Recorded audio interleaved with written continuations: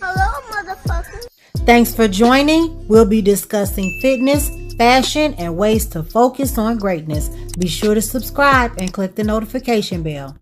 Good morning, everyone. I won't be going live or doing step by step, but I'll be showing you our version of a vegan chicken sandwich. It's a great chicken sandwich, and with even a little bonus in addition to what you're probably used to.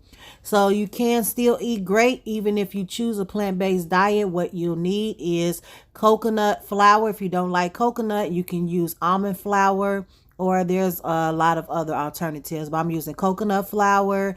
I have the vegan mayonnaise, vegan bread, egg replacer. You can use whatever brand that you like. I use grapeseed oil for the oil, soy-free earth balanced butter. I use turmeric instead of paprika, really just for the color. Also, get your nutrients for turmeric. You can look that up and see all the value for that. I have pickles. We also using pickles, of course. I use Mrs. Dash. We don't use salt or pepper.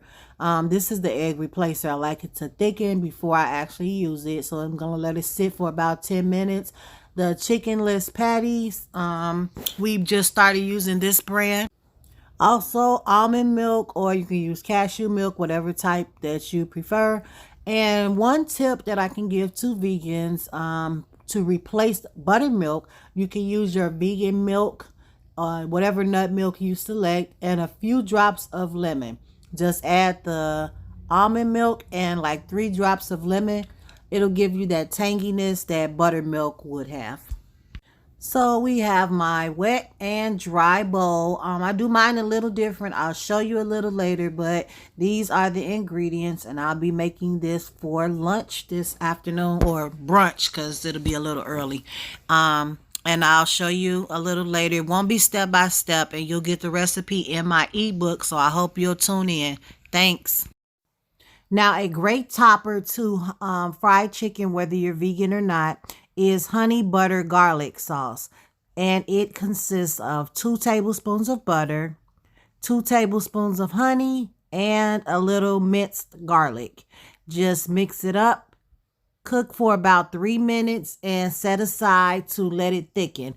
I usually make it prior to cooking the fried chicken, and by the time I'm done, it has thickened. Okay, so we're ready to cook. I have the chickenless patties. I let them thaw prior to cooking them. I'm going to take each patty and dip them into the wet dry mixture. Now I mix the wet dry mixture together. I'm going to dip them well and place each patty in my oil. I use grapeseed oil again, but please feel free to use whichever oil that you would like to use. Place all the patties in the pan I'm cooking for, then turn them over. Let each patty cook about 3 minutes on each side.